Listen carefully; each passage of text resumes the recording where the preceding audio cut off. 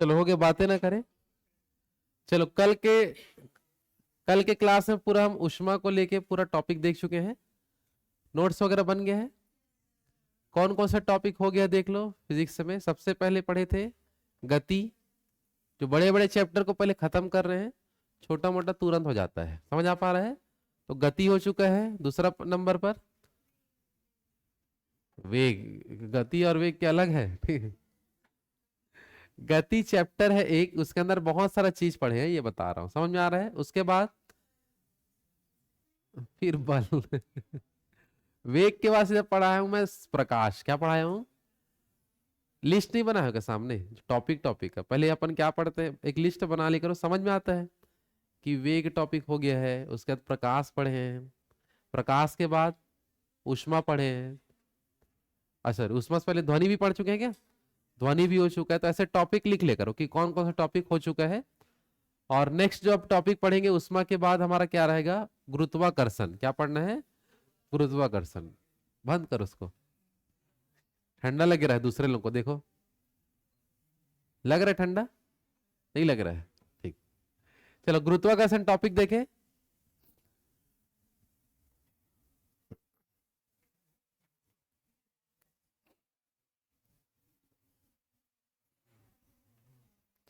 चलो बातें ना करें भाई, बीच में शांत हो जाओ।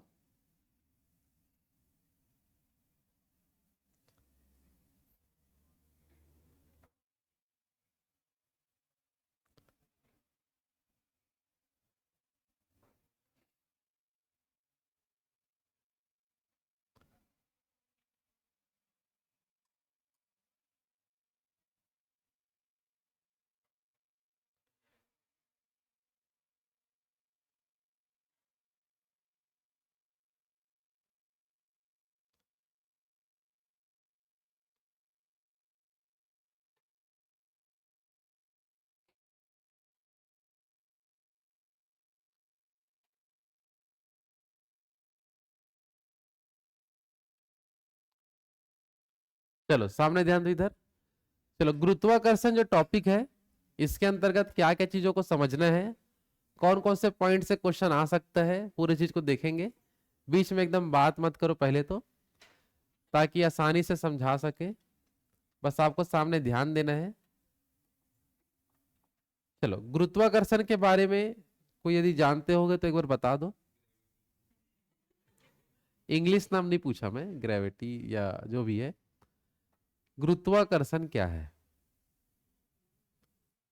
देखो, एक होता है गुरुत्व और एक होता है गुरुत्वाकर्षण, दोनों में अंतर होता है। गुरुत्वाकर्षण का मतलब ये होता है कि दो बड़े बड़े पिंड अगर आपस में एक दूसरे पर बल लगाते हैं और एक दूसरे को खींच रहे हैं, तो उसको बोलेंगे गुरुत्वाकर्षण। लेकिन किसी एक ही पिंड के अंदर कोई छोटे मोटे वस्तु हैं जिसको ऊपर फेंकने से वापिस वहीं आ जाता है, तो वो वापिस आ रहे हैं गुरुत्व की वजह से। किसकी वजह से? गुरुत्व। जैसे हम लोग पृथ्वी में स्थिर अवस्था में है, हाँ है ना, समझ पा रहे हो? तो ये गुरुत्व के कारण, किसके कारण? गुरुत्व। लेकिन पृथ्वी जो है सूर्य एक चक्कर लगा रहा है, ये लगा रहा है गुरुत्वाकर्षण के कारण। बात समझ पा रहे हो? तो गुरुत्वाकर्षण और गुरुत्व दोनों अलग अलग चीजें होती है, समझ आ पा रहा है? तो दोनों चीजें समझेंगे कि दोनों क्या होता है, हाँ है ना? समझ पा रहे हो कि नहीं? चलो, तो गुरुत्वाकर्षण जो टॉपिक है, इसमें देखो सबसे पहले जो पॉइंट बताया गया है कि न्यूटन, गुरुत्वाकर्षण का नियम किनके द्वारा दिया गया था बता दो? न्यूटन के द्वारा दिया गया था। किसका नियम आपका? गुरुत्वाकर्षण का नियम किसने दिया था बता दो? न्यूटन ने दिया था। और न्यूटन ने अपने नियम में क्या चीज को बताया था, ध्यान देंगे यहाँ पास।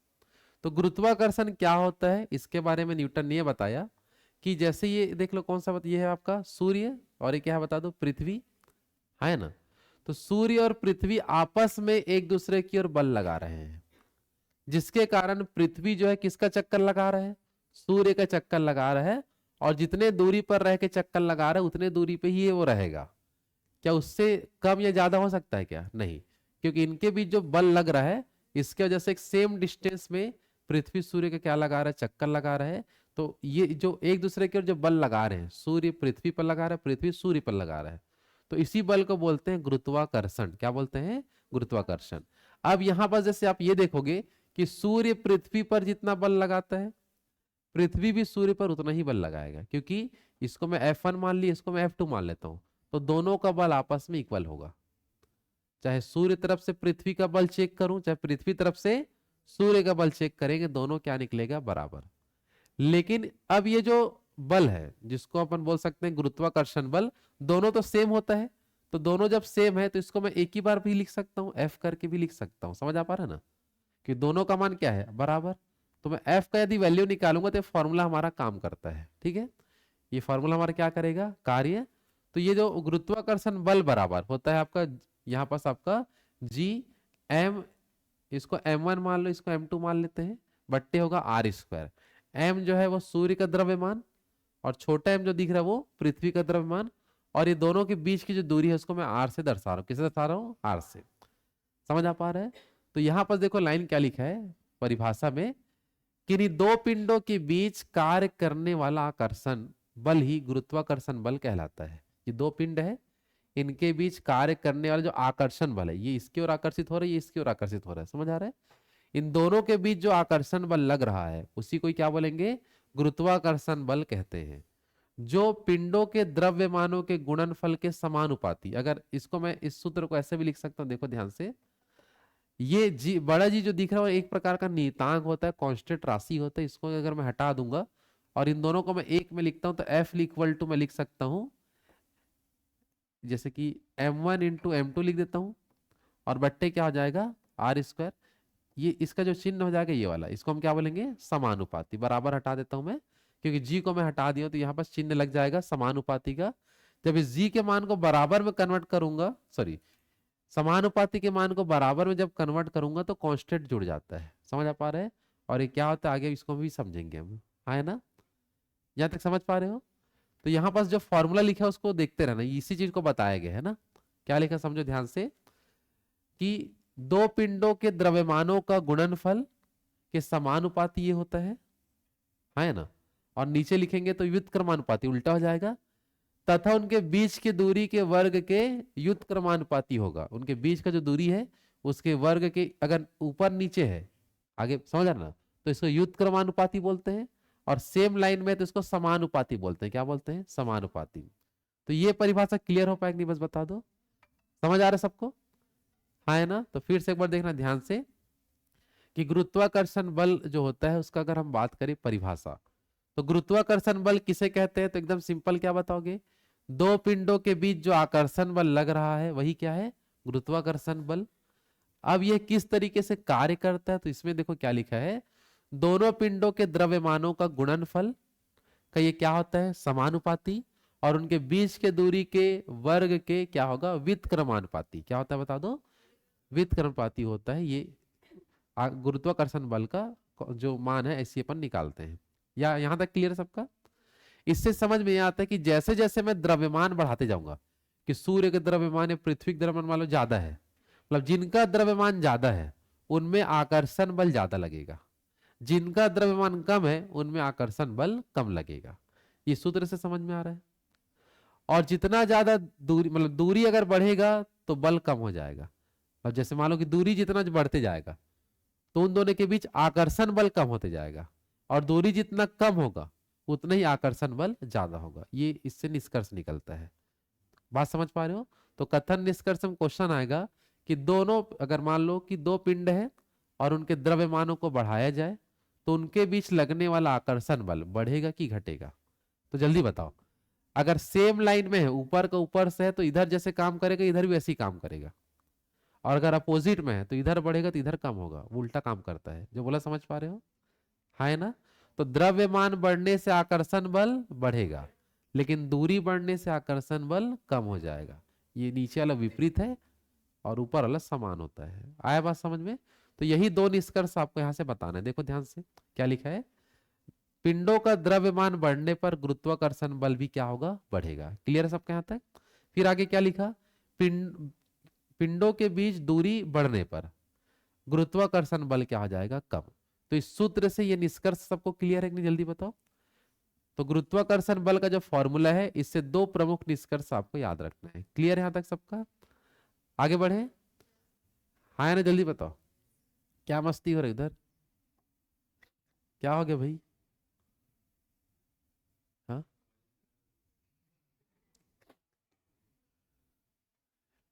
इधर देखो नहीं तो आपस में बल लग जाएगा, ठीक है नहीं। इधर देखो, आगे बढ़े। यहाँ ये वाला लाइन क्लियर है यहाँ तक सबका? चलो एक बार परिभाषा बता दो बिना देखे, जो भी हम देखे हैं। गुरुत्वाकर्षण बल क्या होता है जल्दी बताओ। दो पिंडों के बीच लगने वाला आकर्षण बल क्या कहलाता है? गुरुत्वाकर्षण बल। फॉर्मूला के हिसाब से हम यदि लाइन लिखे तो कैसे लिखोगे? नहीं, F समानुपाती m1 इंटू m2 ले लो, बट्टे में क्या होगा? R square. इससे निष्कर्ष क्या निकलता है? द्रव्यमान बढ़ने से गुरुत्वाकर्षण बल बढ़ जाएगा और दूरी बढ़ने से गुरुत्वाकर्षण बल कम हो जाएगा। क्लियर सबका यहाँ तक? तो आपस में आप लोग दूरी बढ़ाएं इधर ताकि गुरुत्वाकर्षण बल कम हो और लड़ाई झगड़ा मत हो। इधर बढ़ाना है दूरी, ठीक है ना? देखो ये ऐसी लॉजिक लगा, दूरी ज्यादा रहेगा तो लड़ाई नहीं होंगी, मतलब गुरुत्वाकर्षण बल नहीं लगेगा, और कम रहेंगे तो वहां लड़ते रहेंगे। तो इसको देख के भी आप लोग समझ सकते हो यही गुरुत्वाकर्षण बल है आ रहा समझ में? आगे बढ़े, चलो। चलो नेक्स्ट देखो, कुछ क्वेश्चन यहाँ पास दिया गया है, समझना क्या लिखा है। किसी पिंड के द्रव्यमान को 4 गुना कर दिया जाए तो गुरुत्वाकर्षण बल कितना गुना बढ़ जाएगा? चलो पहले तो नियम देखते हैं, फॉर्मूला अपन देखते हैं क्या फॉर्मूला होता है। चलो यहां पर देखो, सबसे पहले F जो होता है समानुपाती m1 इंटू क्या होता है बता दो? m2 बट्टे क्या होगा? आर स्क्वायर, ठीक है ना। अब वो रहा पिंडों के द्रव्यमानों को कितना गुना कर दिया गया है? 4 गुना मैं कर देता हूं, ठीक है ना। तो ये तो मेन फॉर्मूला हो गया मेरा, है ना। अब इस फॉर्मूले के मदद से मेरे को देखना है कि जो क्वेश्चन को हम कैसे करेंगे। तो एकदम सिंपल है, जैसे पिंडों के द्रव्यमानों को मैं 4 गुना कर देता हूं, इसी फॉर्मूले में यदि मैं देखूं, इसको अगर लिखता हूं F समानुपाती m1 इंटू क्या है बता दो? m2। इसको कितना गुना करना है? 4 गुना। और नीचे दूरी में कुछ करना है क्या? नहीं करना है, तो वैसी वैसी रहेगा। तो मुख्य सूत्र और इसको मैं तुलना किया तो ये तो आपस में कितना गुना दिख रहा है? 4 गुना। तो द्रव्यमान जब 4 गुना बढ़ा दूंगा तो गुरुत्वाकर्षण बल भी कितना बढ़ जाएगा? 4 गुना ही बढ़ेगा। कोई दिक्कत है कि इसमें? तो इसका आंसर क्या आ जाएगा इसमें? ऑप्शन ए क्या आएगा? 4 गुना। और कुछ करना ही नहीं है, देख लो। आया बात समझ में? हाँ है ना? क्या हो गया? बस ये मेन सूत्र लिख के ना जो चेंजेस किए हैं उसको तुलना करना है। तो आपस में कितना गुना दिख रहा है? 4 गुना दिख रहा है। ये आया कि नहीं समझ में? जल्दी बताओ। चलो नेक्स्ट क्वेश्चन देखो क्या लिखा है आगे। अगला क्वेश्चन यह दिया है कि नहीं दो पिंडों के बीच की दूरी को 2 गुना बढ़ा दिया जाए। दूरी को मैं डबल कर देता हूं तो गुरुत्वाकर्षण बल कितना गुना कम हो जाएगा? कितना गुना क्या हो जाएगा? कम। चलो पहले तो आप देखो ध्यान से, यहां पास फॉर्मूला हमारा क्या होता है बता दो? F समानुपाती m1 इंटू क्या होगा? m2 बट्टे क्या होगा? R square. अब हमको चेंजेस करने क्या बोला देखो ध्यान से, कि दो पिंडों के बीच दूरी को कितना गुना बढ़ा दिया जाए? 2 गुना कर देता हूं। दूरी को कितना गुना कर देता हूं? 2 गुना। तो 2 गुना जब मैं कर दूंगा इसको, तो देखो ध्यान से यहाँ पास कि हमको इसमें क्या चेंजेस मिलेगा। तो इसको देखो, जो बाकी चीज में हम चेंजेस कर रहे हैं क्या? नहीं। तो यहाँ पास जो दूरी को बस यहाँ लेके चलेंगे, ऊपर में मान लो कुछ चेंजेस नहीं हो रहा तो ऊपर में एक का एक ले लेता हूं मैं। यहाँ दूरी को कितना गुना करना है? 2 गुना। तो एक को ले लो 2, क्योंकि यहाँ मान लो 1 रहा होगा तो यहाँ 2 हो गया होगा, हाँ है ना। और इसको कितना गुना करना है? 2 गुना। तो गुणा 2 कर देता हूं। ये चलो अभी समझ में नहीं आ रहा, मैं फिर से कर रहा हूं, देखो ध्यान से। F समानुपाती क्या होगा? m1 इंटू क्या होगा? m2 बट्टे क्या होगा बताओ? आर स्क्वायर हो जाएगा। बातें मत करो बीच में, सामने ध्यान दो। क्या हो गया? चलो इसमें देखो दूरी को मैं आर को मतलब मैं 1 मान के चल रहा हूं, मतलब इस क्वेश्चन में क्या मान के चला? 1, है ना। लेकिन हमको चेंजेस क्या करने बोला बताओ? 2 गुना करना है। तो 1 को मैं क्या कर देता हूं? 2, और स्क्वायर का स्क्वायर है कि नहीं जल्दी बताओ। तो दूरी 1 था, उसको मैं क्या मान लिया? 2, ठीक है। तो अब एक जो 2 है, तो 2 का घात 2 कितना हो जाएगा बताओ? 4। तो आंसर हमारा 4 गुना नहीं आएगा। हमारा आंसर देखो ऊपर में 1 आएगा ना, तो 1 बट्टे क्या लिखेंगे? 4। आया समझ में? कितना गुना बढ़ जाएगा? 1 बट्टे 4। अगर ऊपर का था उसमें चेंजेस क्यों सेम टू सेम होता है, नीचे में जो चेंजेस करेंगे उसका स्क्वायर करके 1 के बट्टे में लिख दो, सीधा बात। आए कि नहीं समझ में? तो इसका राइट आंसर बताओ कितना आ जाएगा, 1/4 गुना इसका राइट आंसर आ जाएगा। देख लो, क्लियर है यहां तक सबका? हाँ है ना? आगे बढ़ो।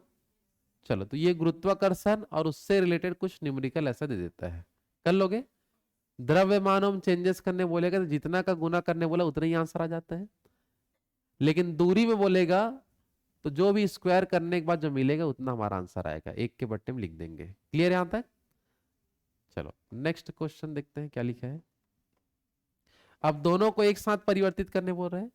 दो पिंड जिनका द्रव्यमानों को 4 गुना कर दिया जाए और उनके बीच की दूरी को आधा कर दिया जाए। बीच की दूरी क्या बोल रहा है? आधा। तो गुरुत्वाकर्षण बल कितना गुना बढ़ेगा या घटेगा, ये पूछ रहा है। चलो देखो ध्यान से। तो सबसे पहले फॉर्मूला क्या होता है हमारा, एफ अनुक्रमति m1 इंटू क्या होगा, m2 बट्टे क्या होता है, आर स्क्वायर। तो अब कुछ यहाँ पर देखने एकदम सिंपल ही बताओगे, इसको कितना गुना करने बोला है, तो ऊपर में लिख दो 4, है ना। इसको क्या बोला है, दूरी को आधा, तो लिख दो 1 रहा होगा, इसको मैं आधा कर देता हूं, लेकिन इसका स्क्वायर है, देख लो एकदम शॉर्ट बनाना है, ज्यादा कुछ करने का आवश्यकता नहीं है।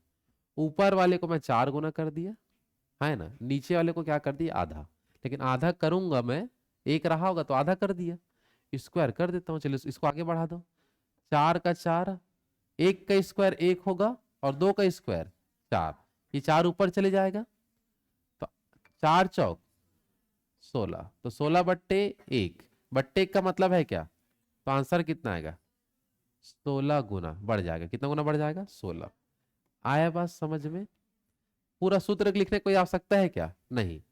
ऊपर बोला 4 गुना तो 4 लिख दो, नीचे को बोला आधा, तो ये 1 रहा होगा तो 1/2 हो गया, आधा कर दिए, स्क्वायर करेंगे तो सॉल्व होके कितना गुना तक पहुंच जाएंगे, 16 गुना बढ़ेगा। आया कि नहीं समझ में?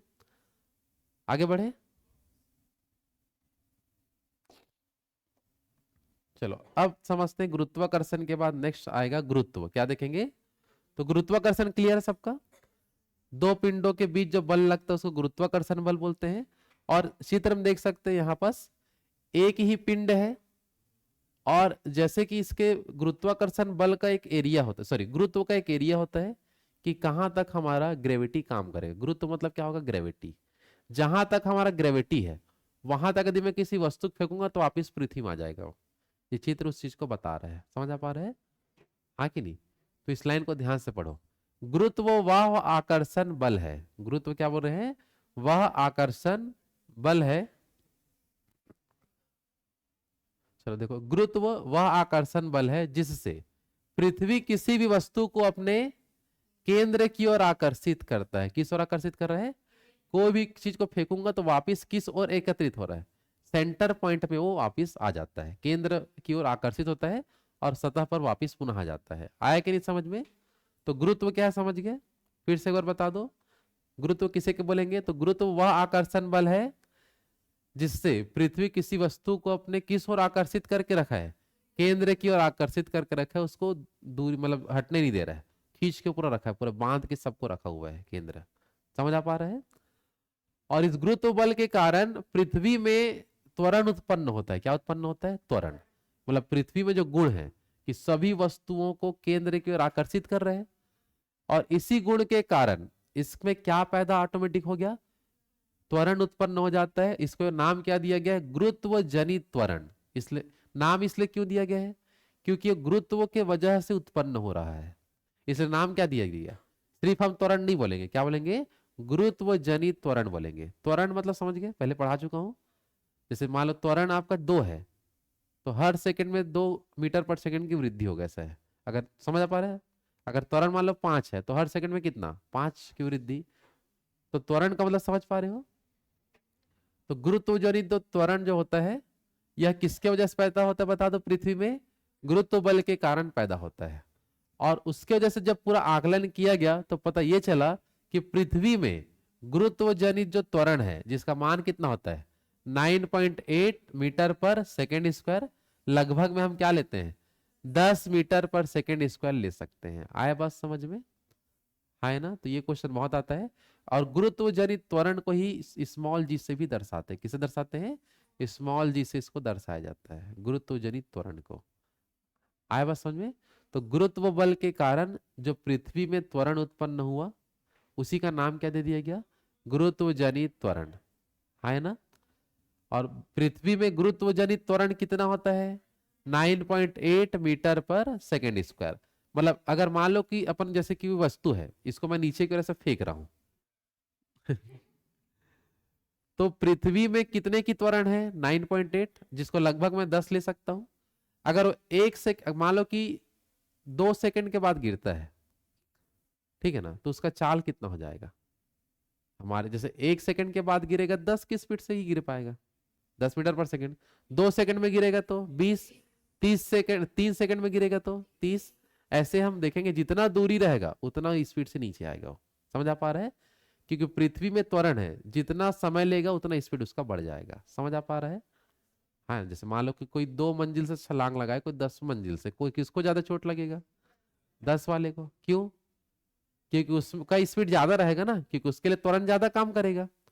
जो बोला समझ पाए? तो इस त्वरण का मतलब समझ पा रहे हो? जल्दी बताओ। कि पृथ्वी जो है केंद्र की ओर सभी को आकर्षित कर रहा है, और जितना दूरी से गिरेगा वो उतना ही उसमें त्वरण पैदा होगा। क्योंकि हमारे पृथ्वी में पर सेकंड कितना त्वरण पैदा होता है? 10 का। हाँ है ना? 10 मीटर पर सेकंड स्क्वायर। एग्जैक्ट पूछेगा तो 9.8 मीटर पर सेकंड बताते हैं। यहां तक क्लियर है सबका? अब यही त्वरण जो है, जी का जो वैल्यू, कहीं किसी किसी ग्रह में ज्यादा होता है गुरुत्व जनित त्वरण, किसी किसी में कम होता है गुरुत्व। समझ आ पा रहा है? तो गुरुत्व का ज्यादा होना या कम होना, यह डिपेंड करता है उस पिंड के द्रव्यमान पर। किस पे डिपेंड करता है? अगर ग्रह का द्रव्यमान ज्यादा है, मतलब जितना ज्यादा ग्रह का द्रव्यमान होगा उतना ही ज्यादा उसमें गुरुत्व का मान पाया जाएगा। समझ आ पा रहा है? तो वो डिपेंड करता है कि कौन से ग्रह में ज्यादा ग्रेविटी है, कौन से ग्रह में कम ग्रेविटी है। ये डिपेंड किस पे करता है? जल्दी बताओ। तो उस पिंड के क्या बता दो? द्रव्यमान पर निर्भर करता है। ये बात समझ आ रहा है? अगर मान लो कि हम कोई 2 ग्रह का तुलना करते हैं, जैसे एक बृहस्पति और एक पृथ्वी, किसमें ग्रेविटी का मान ज्यादा है? कहाँ अगर रहेंगे तो देखो एकदम खिंचाया खिंचाया ज्यादा लगेगा। अभी जैसे हम लोग बचपन से यहीं रहते तो कुछ अनुभव नहीं होता। आप दूसरे ग्रह में जाओगे तो वहां अगर मान लो ग्रेविटी ज्यादा है तो एकदम चलोगे तो एकदम कठिनाई से हो पाएगा, क्योंकि ज्यादा हमको खींच के रखेगा वो। और जहां ग्रेविटी का मान कम है वहां 1 कदम चलोगे 2-3 कदम आगे बढ़ जाओगे। समझ आ रहा है? जैसे चंद्रमा में ग्रेविटी कम है तो उसमें उछल उछल के चलना पड़ता है। समझ आ रहा है ना? क्योंकि हमको खींच के नहीं रखा है। बात समझ पा रहे हो? या दूसरे ग्रह से जब पूरा यात्रा करके जब यहाँ वापस पृथ्वी में आते हैं तो कोई कोई लोग चल भी नहीं पाते। ऐसा आया था न्यूज में कि 2-3 महीने तक तो चल ही नहीं पाए, क्योंकि वहां का जो अनुभव था वो यहाँ अलग हो जाता है।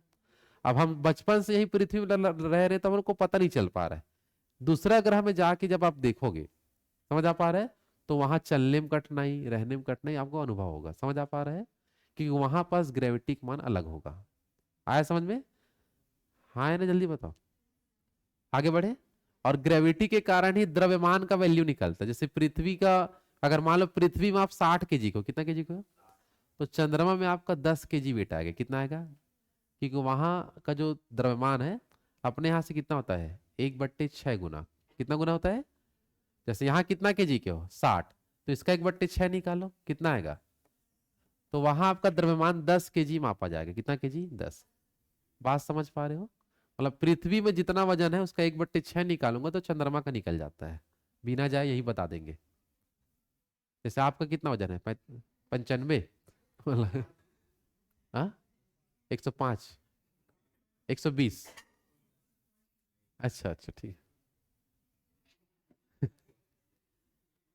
कितना आपका वजन? जल्दी बताओ।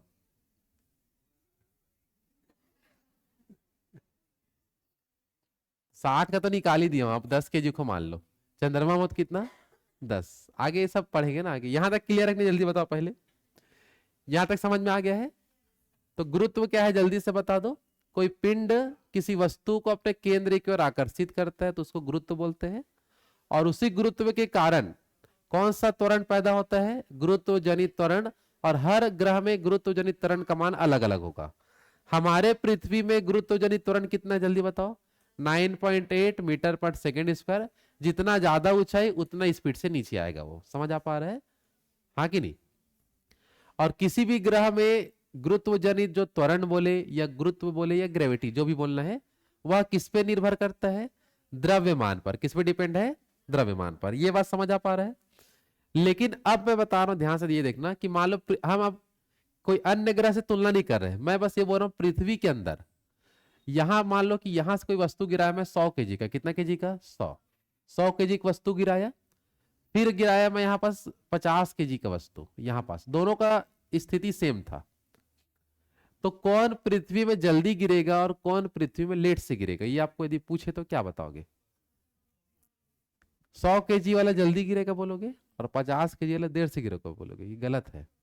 दोनों वस्तु सेम टाइम में नीचे गिरेगा अगर दूरी बराबर है तो, मतलब सॉरी ऊंचाई बराबर है तो सेम टाइम में वो नीचे गिरते हैं। क्योंकि यहां एक लाइन लिखा है, पढ़ो ध्यान से। पृथ्वी में जी का मान वस्तु के आकार, रूप, द्रव्यमान पर निर्भर ही नहीं करता। अर्थात प्रत्येक वस्तु पर जी का मान क्या लगता है? बराबर। अगर ऊंचाई सेम है तो सेम समय में ही लोग नीचे गिरेंगे, चाहे वो एक जन 10 किलो को चाहे कोई 100 किलो को, सेम टाइम में नीचे गिरते हैं। बात समझ पा रहे हो? नहीं? गिरा के दिखाता हूं, दो कोई एक आध सामान दो। चलो जो ना टूटे ऐसा सामान लेते हैं, जैसे ये देख लो। अब दोनों का वजन अलग अलग है कि जल्दी बताओ। ये कोई समझ आ पा रहा? रबड़ का है, ये स्टेपलर का पिन वगैरह है। अब दोनों का वजन अलग अलग है। और अभी हम क्या पढ़े यहाँ पर, लाइन समझ आ पा रहा है कि वजन, आकार कैसा भी हो, द्रव्यमान कैसा भी हो, अगर सेम ऊंचाई से गिराऊंगा तो सेम टाइम में नीचे गिरेंगे। समझ आ पा रहा है? क्योंकि द्रव्यमान पर निर्भर है क्या। छोड़ो इसको, चलो देखते रहना। सेम टाइम में छोड़ रहा हूं, सेम ऊंचाई से। एक टाइम सेम टाइम में तो गिरा क्या? चलो कोई दूसरा चीज और लेते हैं, ठीक है? और दिखाओ। मोबाइल को दिखाओ आप लोगों का। चलो एकदम कोई हल्का चीज लेते हैं, कोई हल्का चीज लेते हैं, ठीक है ना? मतलब समझ जाना कि ये केवल खड्डा है, एकदम हल्का चीज है ये। और ये थोड़ा भारी हो गया, है ना? तो क्या द्रव्यमान पर निर्भर है? नहीं है। तो दोनों सेम टाइम में, ये एकदम हल्का चीज है ना? तो दोनों देखना सेम टाइम में नीचे आएंगे, है ना? तो वो चीज को समझना है। आ रहा है कि नहीं समझ में? तो हर एक वस्तु पर ग्रेविटी का मान बराबर होता है कि अलग अलग होता है? बराबर। तो ये दोनों लाइन समझ आ पाएगी नहीं? ये दोनों लाइन क्लियर है सबका? ये चीज, ये लाइन बता रहा है कि कौन से ग्रह में ग्रेविटी ज्यादा है। तो ये डिपेंड करता है किस पे? उस ग्रह, पूरे ग्रह के द्रव्यमान पर। और किसी एक ही ग्रह के अंदर अलग अलग वस्तु का द्रव्यमान अगर अलग अलग भी है तो भी उन पर ग्रेविटी तो सेम काम करेगा। ग्रेविटी क्या काम करेगा? सेम, है ना? इसलिए किस पर क्वेश्चन बहुत आता है, किस कि बोल देगा कि कोई वस्तु एक 100 किलो का है, एक 10 किलो का है, दोनों वस्तु को समान ऊंचाई से गिराया जाए, कौन सी वस्तु धरती में या सतह में पहले गिरेगा? 10 किलो वाला, 100 किलो वाला, दोनों सेम समय में। इस टाइप का क्वेश्चन आता है। और क्वेश्चन क्या दिया था यहाँ पास, मैं लिखा भी था, देख लो। क्वेश्चन ये दिया था एग्जाम में, देखो एग्जाम में दिया हुआ क्वेश्चन है, रेलवे के कुछ एग्जाम में आया था ये, देखो ध्यान से। एक वस्तु लोहे से बनी है जिसका द्रव्यमान 10 kg है, और दूसरी वस्तु लकड़ी से बनी है जिसका द्रव्यमान 1 kg है, 1 किलो। समझ आ पा रहा है? दोनों को समान ऊंचाई से फेंका जाए, कौन सी वस्तु जमीन पर पहले गिरेगी? पहली वाली वस्तु मतलब लोहे वाला, दूसरी वस्तु मतलब लकड़ी वाला। फिर लेकर दोनों एक साथ नीचे गिरेगी, और निर्धारित नहीं किया सकता। ये चारों ऑप्शन दिए थे, कौन सा सही होगा? 30 सही होगा नहीं? जल्दी बताओ। एग्जाम्पल हम देख चुके हैं, बात समझ आ पा रहा होगा। क्योंकि द्रव्यमान पर, आकार पे, उसका बनावट कैसे भी हो, लकड़ी को चाहे लोहा को, कुछ भी हो, समझ आ रहा है, सेम समय पे वो नीचे गिरेंगे। याद रखना। आया बात समझ में? बस निर्भर ये करता है कि उस पर कोई अलग से बल और कोई काम मत करे। जैसे आप एकदम एकदम पन्ना को फेंक दिया ऐसे, ठीक नहीं, और लोहा फेंक दिए, तो भाई पन्ना पर तो वायु का बल काम कर रहा है ना, तो उस समय वो लेट से गिर सकता है। ये जो चीज हम बताएं कि उस पर कोई बल नहीं काम करना है और उसको सीधा नीचे गिरवाना है, समझ आ पा रहा है? तो सेम टाइम में लोग नीचे गिरेंगे। आया क्लियर में? यहां तक सबका डाउट क्लियर तो हो गया ना? आगे बढ़े, चलो बातें ना करें भाई। चलो अब देखो ध्यान से क्या लिखा है। अब नेक्स्ट जो पॉइंट आता है लिफ्ट में पिंड का भार, क्या पढ़ेंगे बता दो। लिफ्ट में पिंड का भार, ये भी हमारा ग्रेविटी से रिलेटेड है, मतलब किसी एक ग्रह के अंदर हम और क्या क्या चीज समझ सकते हैं। जैसे हम लोग पृथ्वी में देखते हैं, पृथ्वी में लिफ्ट में जो पिंड का भार होता है, लिफ्ट समझ आ पा रहा है। जैसे मान लो कि ये कोई लिफ्ट है, ये ऊपर की ओर गति कर सकता है, नीचे की ओर जा सकता है, तो वो डिपेंड करेगा क्वेश्चन के हिसाब से हम देखेंगे कि लिफ्ट जब ऊपर या नीचे गति करता है तो क्या आपको अनुभव होगा। ठीक है, तो देखो फर्स्ट पॉइंट देखो क्या लिखा है। जब लिफ्ट समान वेग से ऊपर या नीचे गति करता है, जैसे कि ये मान लो दो लिफ्ट में देखता हूँ, ये पहला वाला एक दूसरा वाला, इसका जाते समय स्पीड सेम है, इसका आते समय स्पीड सेम है, मतलब दोनों तरफ समान है। जब लिफ्ट समान वेग से ऊपर या नीचे गति करता है तो उनमें त्वरण क्या रहता है, शून्य। त्वरण क्या रहेगा, शून्य, जिसके कारण लिफ्ट में स्थित पिंड के भार में, अगर यहां पास का भार देखूं और यहां पास का भार देखूं तो उसमें कोई परिवर्तन प्रतीत नहीं होगा, ऐसा बताया जा रहा है। अगर ऊपर और नीचे सेम वेग से अगर गति कर रहे हैं, है ना, तो उसमें रखी वस्तु का भार क्या होगा बता दो। भार में कोई परिवर्तन नहीं होगा, चाहे यहाँ का भार वेट करूं चाहे यहाँ का देखूं, कोई चेंजेस नहीं आएगा। ये लाइन समझ आ पा रहा है। इसमें देखो 5 प्रकार के कंडीशन होते हैं, पांचों को आपको समझना है। समझ आ पा रहा है। अगर एक समान वेग से ऊपर और नीचे गति कर रहे हैं तो उस लिफ्ट में रखी पिंड के भार में कोई परिवर्तन प्रतीत नहीं होगा। समझ आ पा रहा है, हाँ है ना। लेकिन अगर मैं मान लो एक ही लिफ्ट का मैं बात करता हूं, यहां पर ध्यान देंगे, सेकंड कंडीशन देखो क्या लिखा है। जब लिफ्ट सिर्फ नीचे की ओर जा रहा है, कि लिफ्ट क्या बता दो, नीचे की ओर से गति कर रहा है, तो इसमें जो लिफ्ट में रखी जो पिंड होगा, जो भी चीज रखा है, उसके भार में कमी का एहसास होगा। भार में क्या होगा, कमी। जैसे देखना लिफ्ट में कभी चढ़े हो तो अचानक जैसे नीचे आते हैं तो हल्का हल्का लगता है थोड़ा सा, फिर कुछ समय बाद आप नॉर्मल हो जाते हो, है ना। तो कुछ समय बाद वो क्या होता है, समान वेग से नीचे जा रहा है, तो समान वेग से जब नीचे जा रहा होता है तो उस समय आपको भार में कोई चेंजेस नहीं लगेगा। लेकिन मान लो अचानक वो नीचे ही आया, वेग उसका अलग हो गया। समझ आ रहा है। तो आपको सिर्फ यहाँ ये याद रखना है कि जब पिंड नीचे की ओर गति करता है ना, तो उसमें रखे पिंड का भार में कमी का एहसास होगा। किसका एहसास होगा, कमी का, है ना। तो दो कंडीशन बता चुका हूं मैं। पहला कंडीशन बताओ क्या था, एक समान वेग से ऊपर या नीचे गति करे तो पिंड के भार में कोई परिवर्तन प्रतीत होगा क्या, नहीं।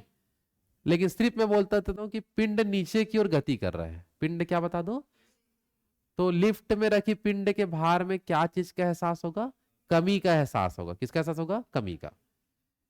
अगर इसी में देखता हूं, अगर मैं लिफ्ट को अगर स्थिर है और उसको मैं ऊपर ले जा रहा हूं, ठीक है, तो अब तीसरा जो कंडीशन आया, जब लिफ्ट ऊपर की ओर गति करता है, किस ओर गति करता है, तो उसमें रखे पिंड के भार कैसे लगेगा, बढ़ता हुआ प्रतीत होगा। अचानक लिफ्ट में ऊपर चढ़ते तो एकदम भारी भारी लगता है कुछ, लेकिन जैसे फिर नॉर्मल स्पीड से आ जाता है फिर कुछ नहीं लगता। अचानक अगर है तो लग सकता है। समझ आ पा रहा है ना। तो 3 कंडीशन देख चुके हैं। पहला बताओ क्या था, एक समान वेग से ऊपर नीचे जा रहे हैं तो कोई परिवर्तन प्रतीत नहीं होगा क्योंकि त्वरण शून्य रहेगा। सिर्फ नीचे आ रहा है बोलेंगे तो कमी, ऊपर जा रहा है तो बढ़ता हुआ आपका प्रतीत होगा। यहां तक क्लियर है सबका, तीनों कंडीशन क्लियर है। 2 कंडीशन पिंड के भार से और पूछा जाता है, जैसे कि चौथा देखो। चौथा ये बोला है अगर नीचे उतरते समय लिफ्ट की डोरी टूट जाए, लिफ्ट की डोरी क्या हो जाए, टूट जाए, तो उसमें रखी पिंड का भार शून्य हो जाएगा। उसमें रखी पिंड का भार क्या हो जाएगा, शून्य हो जाता है, जिसे भारहीनता की स्थिति कहते हैं। मतलब लिफ्ट का डोरी टूट गया तो आपको अपना भार क्या लगेगा, शून्य। क्या लग जाएगा, शून्य भार से नीचे जा रहे हैं ऐसा प्रतीत होता है। समझ आ पा रहा है। और उस समय डर का पूरा एहसास हो जाता है कि मैं कहाँ जा रहा हूँ, ऐसा अपना भार का एहसास ही नहीं हो पाता, है ना। बात समझ पा रहे हो। तो चलो 4 कंडीशन हो गया। पहला कंडीशन बता दो, अगर समान वेग से ऊपर नीचे जा रहे हैं तो कोई परिवर्तन नहीं लगेगा क्योंकि त्वरण का मान उस समय क्या होगा, शून्य। ठीक है। ऊपर नीचे जाते समय भार में कमी, ऊपर जाते समय भार में वृद्धि। नीचे आते समय डोरी टूट गया तो भार क्या हो जाएगा, शून्य। मतलब समझ आ पा रहा है।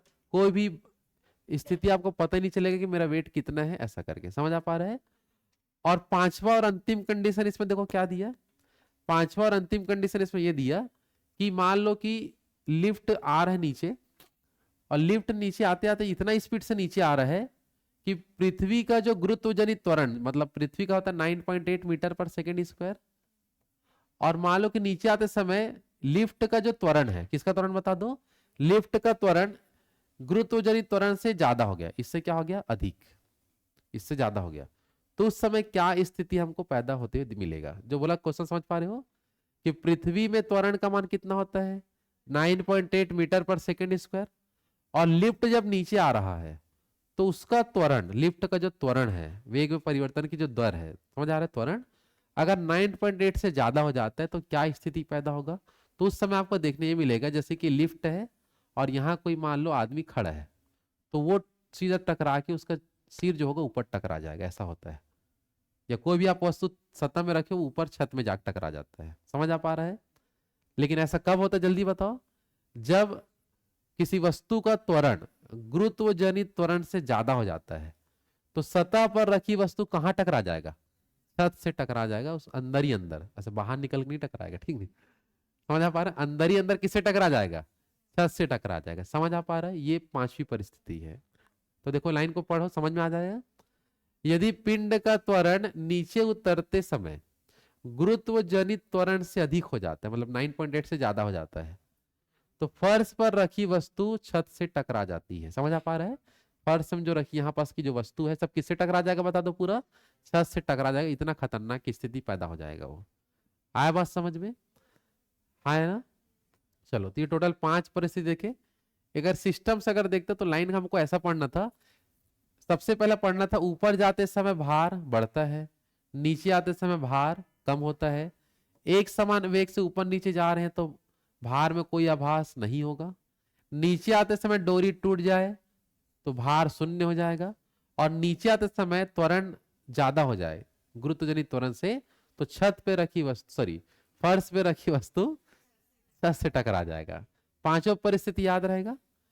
तो इसी को बोलते हैं लिफ्ट में पिंड का भार वाला प्रश्न। आपको बोलेगा इनमें से सही गलत कथन को छांटिए, तो ये पांचों को आपको बताना होगा। आया बात समझ में, हाँ कि नहीं। चलो इसी को लेके कुछ न्यूमेरिकल क्वेश्चन आता है। लिफ्ट में पिंड का जो भार होता है इसको हम किससे दर्शाते हैं, डब्ल्यू से, हाँ है ना।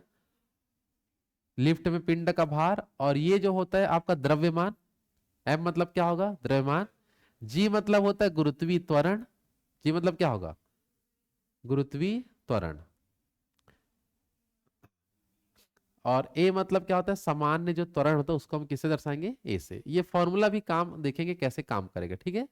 चलो लिफ्ट में पिंड के भार का फॉर्मूला बताओ जल्दी से। एम गुणा, कोष्टक में क्या है, ए सॉरी जी प्लस माइनस ए, क्या बता दो, जी प्लस माइनस ए।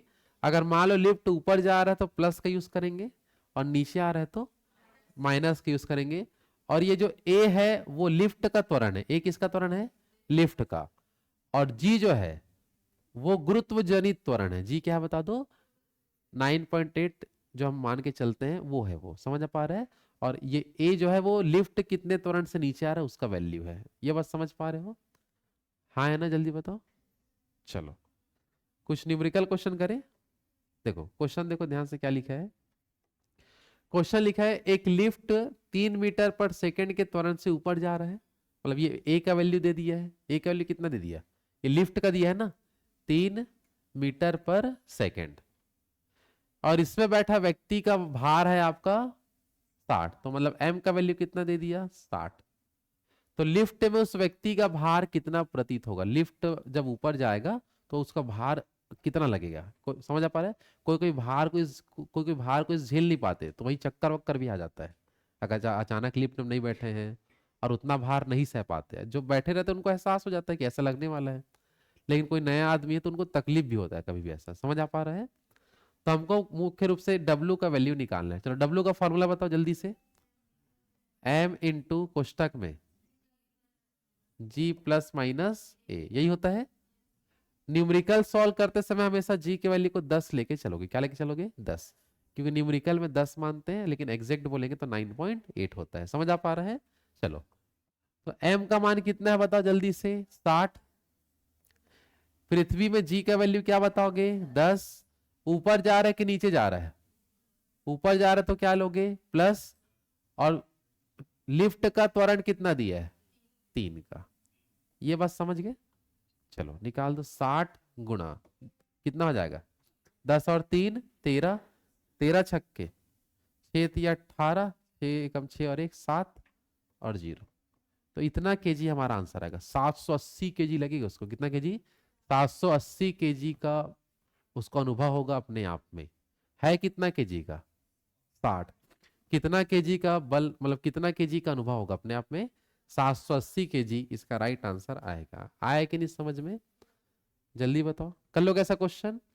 सूत्र बताओ जल्दी से, क्या है? W बराबर M इंटू जी प्लस माइनस ए। प्लस कब यूज करोगे? ऊपर, और माइनस नीचे आते समय। तो नीचे आते समय भार का एहसास, तो भार में क्या होता है? कमी का एहसास। जितना लगना चाहिए उतना नहीं होता है ना। और ऊपर जाते समय भार बढ़ता प्रतीत होगा। और कितना बढ़ता समझ गए सूत्र के हिसाब से? हाँ कि नहीं? चलो एक क्वेश्चन और देख लो, इसका क्या लिखा है, पढ़ो। एक व्यक्ति जिसका वजन है 30 केजी। कितना केजी है? 30। और लिफ्ट जा रहा है 2 मीटर पर सेकेंड स्क्वायर के त्वरण से नीचे आ रही, नीचे तरफ आ रहा है। तो इस स्थिति में लिफ्ट में पिंड का भार ज्ञात कीजिए। लिफ्ट में पिंड का भार कितना होगा? चलो देखो ध्यान से। तो यहां पर हम देखेंगे, तो सबसे पहले देख लो, सूत्र बता दो। W equal to M into कोष्टक में G माइनस ए लिख दो, नीचे आ रहा है तो। चलो M का वैल्यू बताओ। 30 है ना। और G का वैल्यू 10 और A का 2। ठीक है ना। तो 30 गुणा कितना होगा? 8, और 8 दिया तो 240 केजी का कमी का एहसास होगा। नीचे आते समय बदले ना, क्या होता है? कमी। तो इतना केजी आप एकदम लूजपन मतलब अनुभव करोगे। इतना केजी मेरा कम हो गया, ऐसा करके समझ आ पा रहे ना? अब है कितना केजी का? 30 केजी का। और कितना केजी में कमी का एहसास होगा? 240 कमी का एहसास होगा। तो इस समय थोड़ा अजीब सा एहसास होता है, अजीब सा लगेगा लिफ्ट आते समय। आया बात समझ में? है ना। क्योंकि अभी जो लाइन पढ़ी उसके हिसाब से समझ गए। ऊपर जाते समय भार बढ़ता प्रतीत होगा, और नीचे आते समय भार घटता प्रतीत। तो कितना का भार घटता प्रतीत होगा? 240 केजी के भार में कमी का एहसास होगा आपके बॉडी में। आया बात समझ में? कर लोगे यहां तक? आगे बढ़े।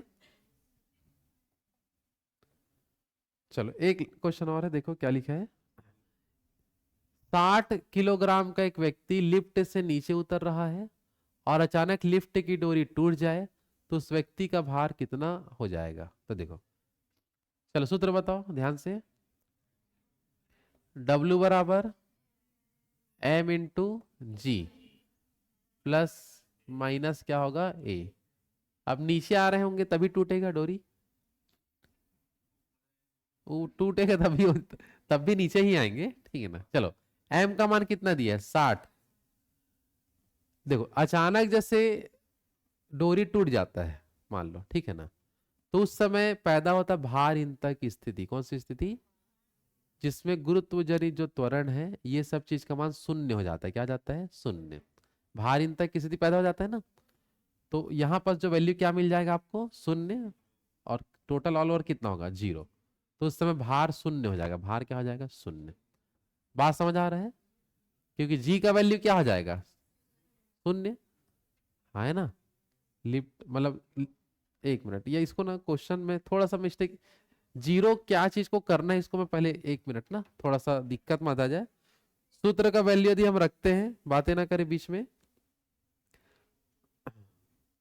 इससे पहले वाला में 780 आया था ना। 780 और 240 आ गया है। इसमें कितना आएगा? 0। चलो यहां देखो ध्यान से। थोड़ा सा मैं बताने में इसमें मिस्टेक ये कर दिया हूं। W बराबर क्या होगा? G इन सॉरी, W बराबर क्या होगा? M इंटू कोष्टक में G माइनस A। नीचे आ रहा था, ये करेंगे। अच्छा इसमें देखो कंडीशन क्या था उसको समझे ध्यान से। द्रव्यमान कितना केजी का है? 60। अगर मैं नॉर्मली किसी वस्तु को ऐसे नीचे छोड़ता हूं, तो ये 10 मीटर पर सेकेंड की स्पीड से त्वरण से नीचे आता है। हाँ है ना। पृथ्वी में तो वही है ना त्वरण। कितना त्वरण है पृथ्वी में? 10 मीटर पर सेकेंड स्क्वायर। तो वो नॉर्मली तो 10 का वैल्यू होता ही है, लेकिन जब वो रस्सी से बंधे रहता है जब लिफ्ट, तो उसमें का त्वरण कम ज्यादा होते रहता है। लेकिन उसमें रस्सी बंधा ही नहीं, रस्सी टूट गया, तो नॉर्मल पिंड के भांति काम करेगा। जो पृथ्वी पर जब हम किसी भी वस्तु को छोड़ते हैं तो 10 की स्पीड 10 त्वरण से नीचे आता है, तो लिफ्ट भी 10 के त्वरण से नीचे आएगा। वो कितने त्वरण से नीचे आएगा? 10, क्योंकि वो अब मुक्त पिंड हो चुका है जिस पर कोई रस्सी वस्सी बंधाया नहीं है। समझ आ पा रहा है? तो लिफ्ट भी 10 की स्पीड से नीचे आएगा, ऐसा कहना है। ये बात समझे कि नहीं, जल्दी बताओ। नॉर्मली पृथ्वी में होता है जी का वैल्यू 10, और किसी वस्तु को मैं छोड़ देता हूं बिना किसी रस्सी के सहारे, तब भी वो 10 की स्पीड से नीचे आएगा, 10 के त्वरण से नीचे आता है। समझ आ पा रहा है? तो जब रस्सी टूट गया तो पिंड का त्वरण भी कितना हो जाएगा? 10। तो गुरुत्वजनित त्वरण और लिफ्ट का त्वरण दोनों क्या हो जाएगा? इक्वल। जो बोला समझ पाए? और इक्वल होने के कारण 10 माइनस 10 क्या हो जाएगा? 0, और भार भी कितना हो जाएगा? 0। ये बात समझ आए कि नहीं, जल्दी बताओ।